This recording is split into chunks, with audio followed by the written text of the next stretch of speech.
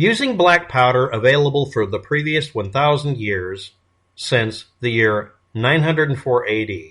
By 1904, that's an accident. I didn't mean to find that, but it's kind of cool that it matches up.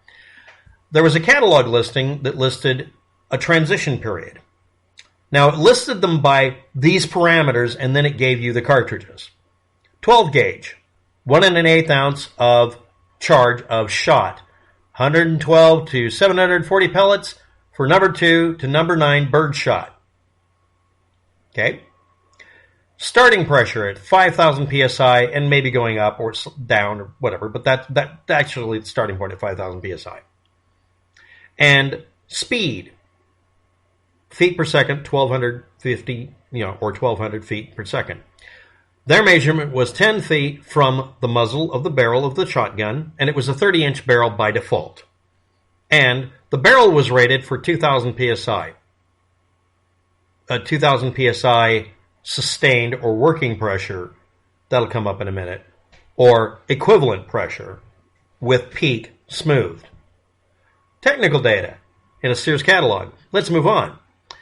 And it stated that these were using 3 Dram performance equivalent, not 3 Dram equivalents, performance equivalent to 82 grains of black powder to achieve 1,200 feet per second for 1 1/8 ounce of what you're throwing out of the barrel.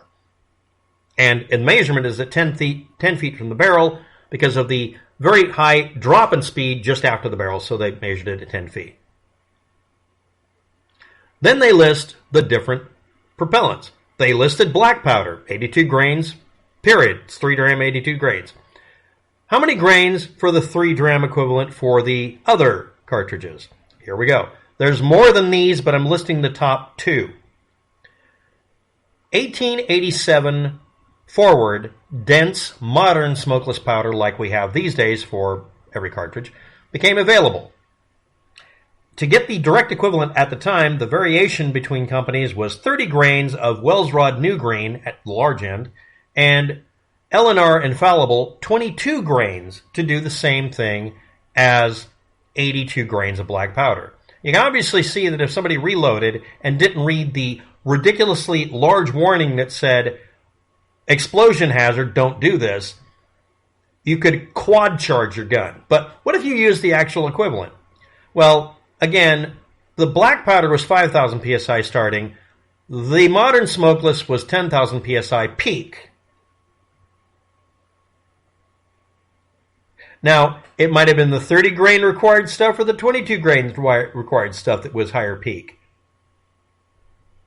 One of them is more efficient than the other. The reason gunpowder has a lower psi in general is because it has a lot of extra material that ends up buffering the pulse.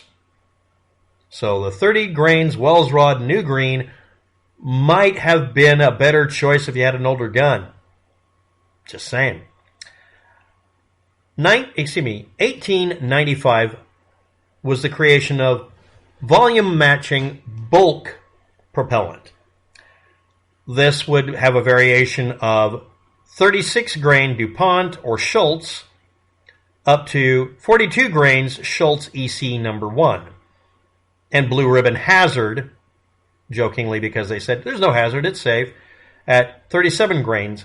Now, that's still a large difference, but this was bulk matching because you could just use a measuring cup, level it off, and put it in. It weighed less. It was less dense, but it would match. Now, what was the seed material they used?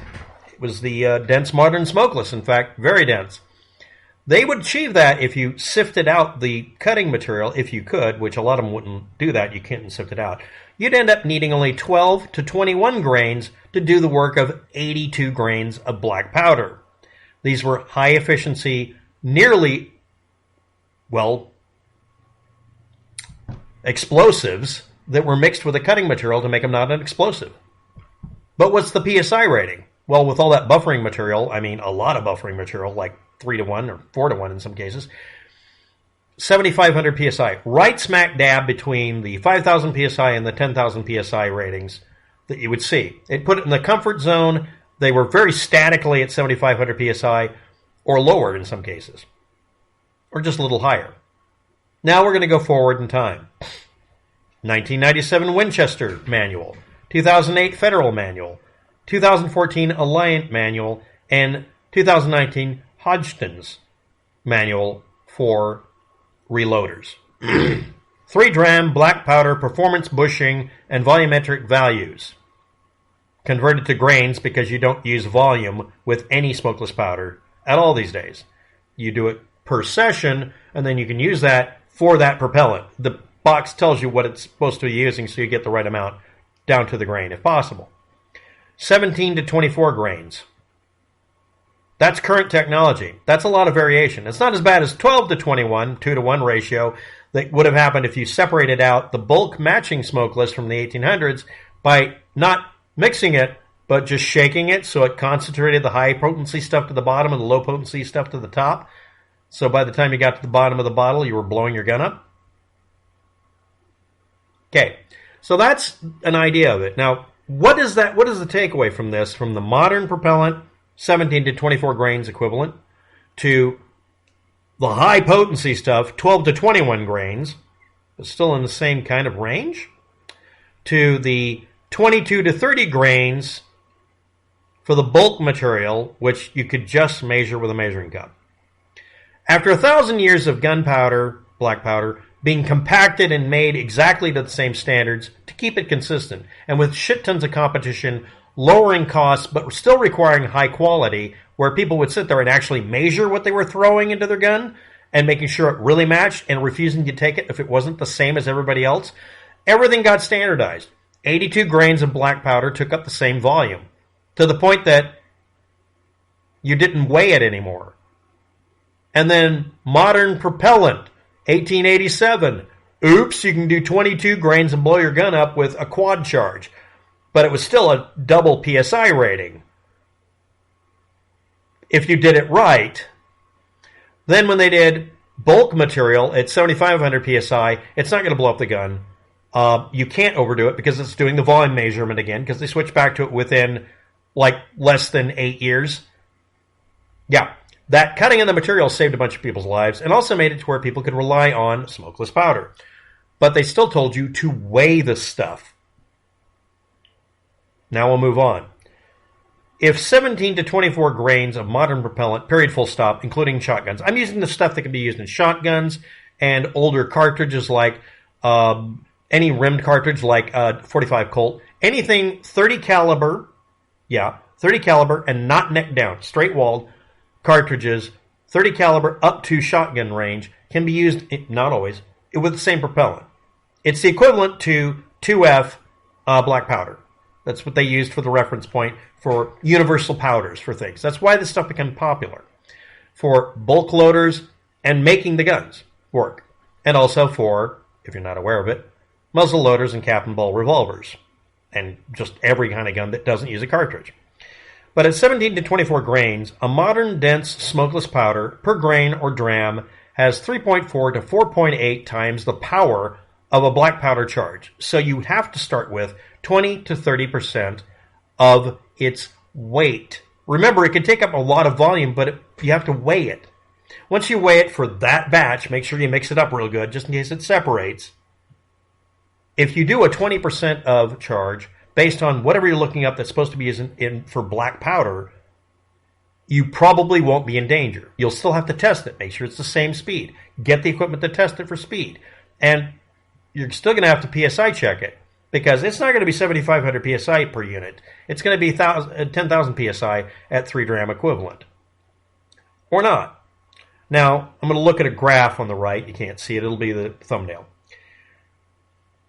10 foot from the muzzle, 3 dram equivalent, 1 1/8 ounce of shit flying out of the barrel at 1,200 feet per second at 10 feet, 12 gauge. In the first 1.12 millisecond of movement through the barrel, it's at 3,500 PSI. All of it, whether it's smokeless or black powder. The part where it gets to be an issue is at around 0.75 milliseconds. The PSI rating for your black powder is around 4,000 to 5,000 PSI, like it's supposed to be. That's where the curve peaks, and that's the pressure spike. You're getting 9,000 psi from smokeless, period, full stop, to 10,000 psi in most of the graphs that were taken using test barrels.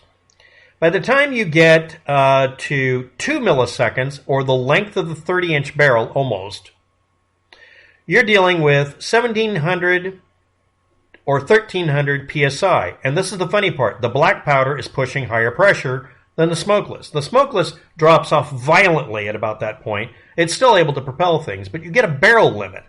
The way to get things going really fast when you had to do black powder is make the barrel really long and stack a bunch of charges along it, or use variable powder densities by using really granular stuff towards the end to where it would expand, and use flash powder towards the beginning or something. It's called duplex or poly charges. Now we're going to do this.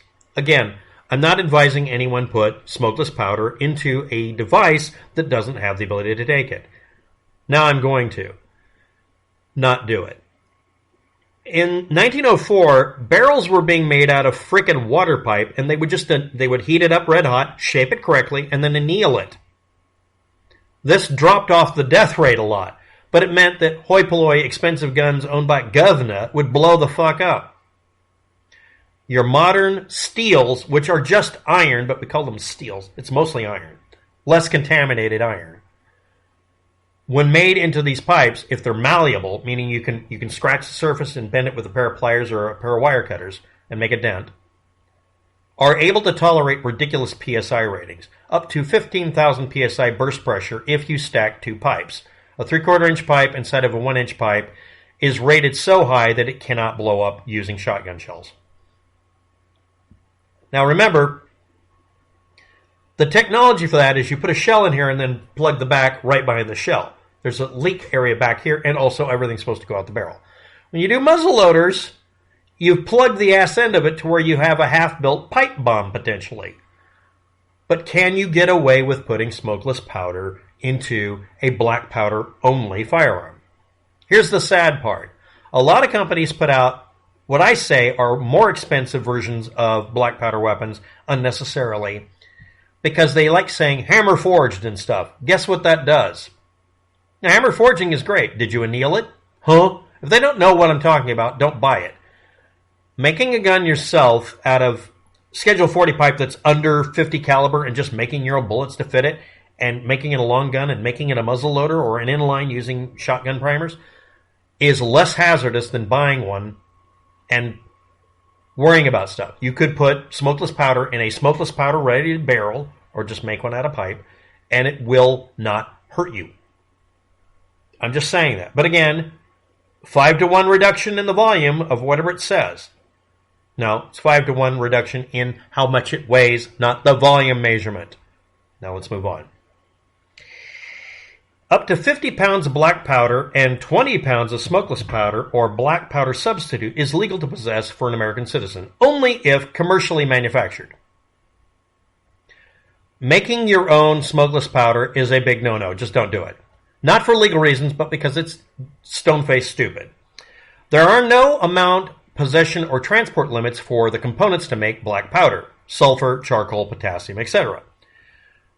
To make black powder only in 1 pound at a time batches, limited, and that'll give you 300 reloads of any cartridge or your gun at any time, and maybe more, obviously, but only for personal use, and after it's mixed, you can't transport it from that location at all. That's the actual restrictions if you combine California laws and federal laws. The federal laws are almost like the California laws, depending on where you're standing and what you're doing, so just use the California laws. You can get 50 pounds of black powder, but it's only half as intense as the 20 pounds of smokeless. No, it's 1/5. What's the practicality of black powder being made or used? Again, you can use a black powder weapon if it's made well with smokeless powder, and you can buy it and store a lot more of it, or a lot more pep for the bang, or more bang for the box, and it's safer. Or not, depending on what you're doing. But yes, I'm advocating in this video that you explore the idea of not using black powder anymore at all, but you can at least make it. You can't make the other stuff. Hope this video has been educational or useful. Read the description and links below, and then tell me how wrong I am. Bye.